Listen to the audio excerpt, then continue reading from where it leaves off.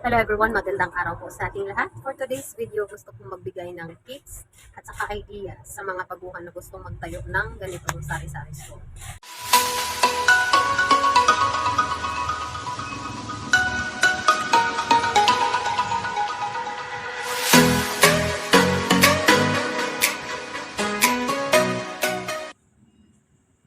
So ngayon kasi mga kasari, bali 2 days tayong absent dito sa ating tindahan at nag-aayos tayo. So ngayon, ang na-discover ko sa pag-aayos ko mga kasari, marami ako nakikitang kalugian dito sa ating tindahan. Nalulugi po tayo ng malaki. Bakit? Kasi kahit matagal na tayong nagtitindahan, meron pa rin tayong pagkakamali. So lahat ng mga sinishare ko dito sa aking channel is yung aking mga experience, mga successful ko na mga pamamaraan kung bakit lumalago ang ating tindahan at ang ating ding mga negative na mga effect na nangyayari sa pagbili natin ng mga paninda na hindi naman dapat damihan. So ganito ang nangyari mga kasari. Kahit ako ay matagal na sa pagtitindahan, meron din akong pagkakamali mga kasari kasi wala naman pong perfectong sari-sari store owner. Lahat naman tayo ay um, nag-iisip kung anong idagdag sa ating mga paninda, nag-iisip kung ano pang maging maganda para kikita na tayo ng mas malaki. Dahil katulad ngayon, matumal, so naghahanap tayo ng iba-ibang mga panindang ah, sa tingin natin ay makakadagdag ng kita sa ating tindahan. So, ganito ang nangyari sa aking tindahan. So, kasi nga nag-aayos tayo at lahat ng mga nakasabit doon, ayan, as you notice mga kasari, lahat ng mga nasa kasabit dyan ay tinanggal ko na. Tinanggal ko silang lahat dahil nga sa mainit ang panahon. So nagre-reflect sa ating mga nakasabit na mga kape-kape kahit na meron tayong kesame. So naiinitan pa rin ang ating mga panindang mga kape. So nakapag-decide ako, inisip ko ng maayos kung ano bang magandang gawin para hindi ako malugi sa aking mga paninda. Ilipat ko na lang sila, no, kumbaga hindi ko na lang sila isabit. So, ang ginawa ko is kinuha ko yan isa-isa dyan at inarrange ko na lang dito na area. So, nandito na lahat yung ating nakasabit na mga paninda doon. Yung mga kape natin, mga gatas, mga Nescafe, lahat ng mga kape, at yung ating mga Milo and gatas, ito, ayan. So, nandito na sila. So, si Milo pala, dahil marami pa sila, iniwan ko muna yung line na yan. Yun lang na lang line na yan. Pero mga kasari, malayo yan sa may init, hindi siya masyadong mainitan, no? So, nilayo ko siya, dito sila sa loob. So, isang line na lang ang mga nakasabit sa aking mga paninda. And, nilagay ko na lang lahat dito. Ayan, nilagay ko na lang dito lahat yung mga nakasabit. So, kinocompress ko na lang, in-arrange ko, nag-arrange tayo. And yung dito na mga sabon-sabon ay nilagay ko na lang sa isang line up na lang dyan, sila lahat. No, so, bago lang tayo natapos.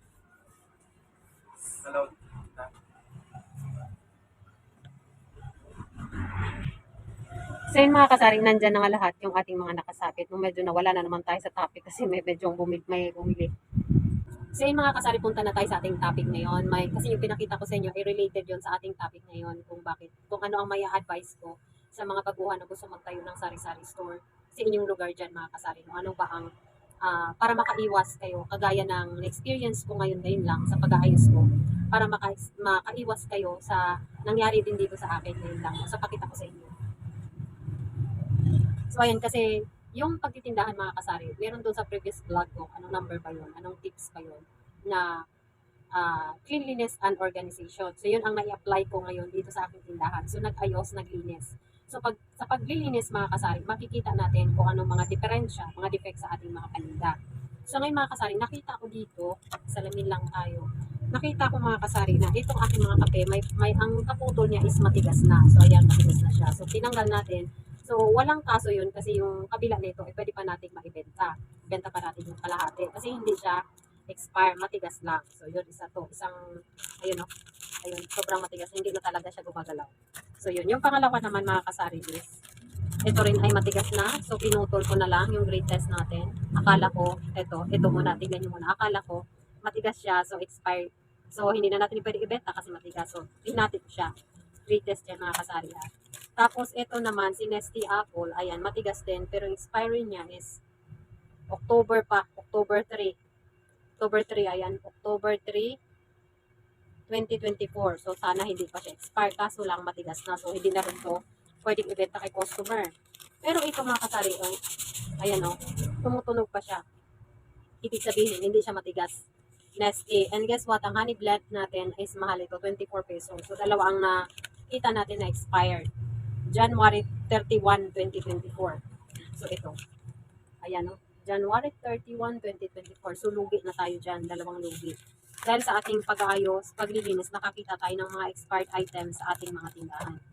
And ang pinaka-worst mga kasari is ito okay lang dito, no? Kasi hinati ko yung creamy latte na tuwing. Hinati ko kasi matigas na siya. So, yung kalahati, pwede pa natin ibenta ng 9 pesos. So, okay lang, no? Okay lang yan. Kung medyo tumigas lang yung kalahati, so meron pa rin tayong makukuhang hindi masyadong lugi kasi kalahati lang. Ang pinakalugi mga kasari, di ba ito, yung kanina. Hinati ko to. Ito yung matigas. Ayan. Ito yung matigas, ito yung hindi. So, ayan. So, akala ko okay pa siya. Kaso lang, pagtingin ko pala, isang type pa naman ito mga kasari. Ilan to? 8 as 6. Ayan, 2, 4, 6, 7. Bali pang 8 ito. Ayan, kasi natin. Nakita ko mga kasari, hindi siya matigas. Kaso, nung tinignan ko yung expiry niya, expired na pala siya. Ayan, February, nung nakaraan lang, hindi ko napansin. February 18, 2024. Ewan ko kung kita sa camera. Ayan, February 18, 2024. And 8 pieces.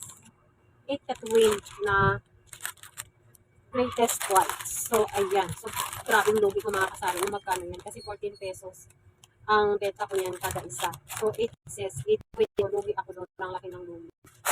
So, ngayon, bakit ko ba ito shinare? Dapat dito sa channel na share tayo para ma-inspire. So, ito ngayon, shinare ko sa inyo para meron kayo sa kaalaman naman ito. Mga idea na dapat para makaiwas kayo later on kapag kayo ay nagtitindahan na, makaiwas kayo. Kahit ngayon, may iwasan nyo yan kung nag-check kayo sa inyong mga paninda and makikita nyo kung ano ang item na saleable o hindi saleable sa inyong area. Dito kasi mga kasari, napansin ko si Greatest White. Bihira lang, hindi talaga siya nabibig. Nabilahan siya isa, 2 tao. Yung problema kasi nawala na yung customer na yon. So, wala na. Hanabutan na lang siya ng expire ang aking kape na Greatest White. So, dyan din sa inyo mga kasari.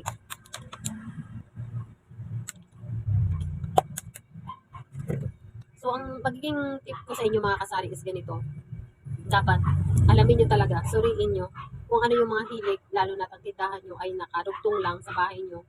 Suriin nyo kung ano mga kape ang iniinom ng mga kapitbahay nyo. At bumili lang muna, kung kayo ay mag-i-start pa lang, bumili lang muna kayo ng konti kasi pwede naman bumili ng 6 pieces lang, hindi isang time. Nag-aalaw yung mga pamilihan ng 6 lang na peraso. So, try nyo muna kung kayo ay nag-start pa lang. Try nyo muna bumili ng 6 pieces na mga kape. Pag ano nyo na, yun ay mabili pala at yun ang ginagamit ng inyong mga kapitbahay. So, doon na kayo, yung time na yun, doon na kayo bumili ng maramihan. Let's say, 2 tay, 3 tay, kasi nga yun ang kinukonsumo nila. Yun ang kinukonsumo nila, yun ang kape nila. So, dito sa akin, yun ang experience ko na kasi yung customer na yun, isa lang yun siya naghahanap ng ganong klaseng kape. Tapos, hindi na siya bumalik dito, hindi na rin siya bumili. Kaya ang nangyari, nating na sa akin si Greatest White and na-expire na siya. Kung alam ko yun sana na ma-expire na siya last February lang kasi March ngayon, kinonsumo na rin sana namin kung ako ay nag-aayos at nag-organize ng nasa mga taas. So yun ang kamalian ng isang tindahan kapag matagalang nag-aayos, matagal tayong nagbubuting-ting sa mga paninda natin. So hindi natin kaagad-agad ma-check o malaman na ang item pala na yun ay mag-expire na next month or nearly expired na. So, yun.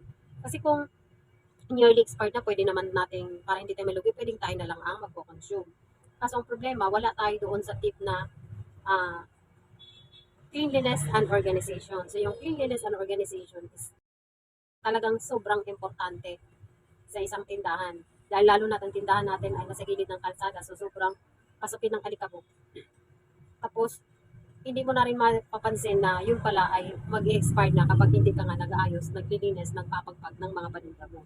So yun ang pinaka-importante din mga kasari. Akala mo, cleanliness and organization, hindi importante sa sari-sari store. Marami ka na kayo mga brown bag. Meron. Ang 1/4. 20. Dua. So yun, balik tayo mga kasari.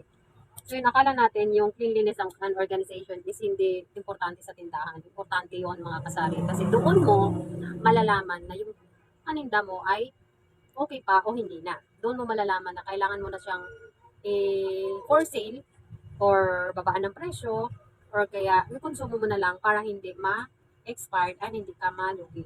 Ayun. So ako, dahil ano yung So yun lang naman, balik na naman tayo mga kasari. So yun lang naman ang importante mga kasari. Meron tayong apply natin yung cleanliness and organization sa ating tindahan. So yun mga kasari, no? Yung mga items, ito yung mga items na dapat yung bantayan kung meron kayong mga ganitong items. Una yung bantayan mga kasari is yung ating mga condiments. Like yung mga sauce, mga menudo sauce, yung mga ganun, mga pang-sauce sa mga panluto, yun bantayan nyo yan kasi hindi rin yan siya masyadong fast moving. Slow moving yan, kaya dapat bantayan nyo rin yan. Kasi malimit ako na expiran sa mga ganong mga paninda. Pangalawa mga kasari is yung tingnan nyo yung inyong mga spaghetti sauce. Number 1 din yan. Check nyo rin. O kung mas maigi, bibili kayo niyan, mga 2 or 3 piraso lang. At i-check nyo yung kanyang expiry date kung matagal pa. Pwede kayong bumili ng 3, 2, kasi bihira lang din yung hinahanap ni customer. Ang pangatlo naman mga kasari is tingnan nyo rin yung inyong mga pansit canton, lalo na kung marami kayong binibili. Check nyo din yung kanyang expiry date ng mga pansit canton. Kasi meron din yung mga pansit canton na akala mo bago pa, lagay ng istante sa mga grocery store, pero nearly na palang expiration. Check nyo rin yan. Pati yung mga noodles, ayan, yung mga noodles. And sumusunod yung ating mga kape-kape. And tip ko sa inyo mga kasari, no, para hindi tayo matigasan ng ating mga kape, experience ko nga dahil nga summer na ngayon, ipasok natin dito banda. Huwag doon banda sa mga maiinitan na masyadong na aanuhan ng sinag ng araw or kaya yung reflection ng init ng kalsada. Iyon, mabilis din yung nakaka-expire sa mga kape. Kaya napansin nyo, meron tayong mga kape na tumitigas na dahil nga sa nabibilad siya doon, nakahanga siya. Pero yung ano ba, ano ng init is na ano kaagad nila, nakukuha nila yung init. Kaya tumitigas yung mga kape. And mga Milo, mga gatas, yun. So, ang tip ko is ipasok nyo dito banda na hindi sila nasisinaga ng araw. Kasi na-expire yung mga sachets natin na mga kape-kape, gatas, and Milo. Hindi pa nga siya expire pero tumitigas. Yun ang kalaban natin pag summer sa ating mga panindang mga nakasachets. So, yun lang po ang aking share ngayon kasi nga nag-ayos tayo and nakita ko nga yung aking mga naluluging mga paninda dito sa aking tindahan. So imagine, isang tie, almost 1 tie na creamy na greatest white and meron tayong 2 sachets na orange juice, yung juice na lemon na with honey. So yun no, tapos meron pa tayong mga tumitigas na mga partner ng mga twin na kape. So yun ang iwasan natin, wag natin ilagay doon sa harap, dito natin sa loob. Kung maaari lang, yung mga powder, pwede mo yung ilagay sa harapan. Ayun. So, hindi yan, kahit mainitan yan, okay lang yan kasi panlaba lang yan, hindi naman ini-intake ng tao. So, yun. Yun lang ang aking share ngayong araw mga kasari. No? Happy Monday po sa inyong lahat dyan.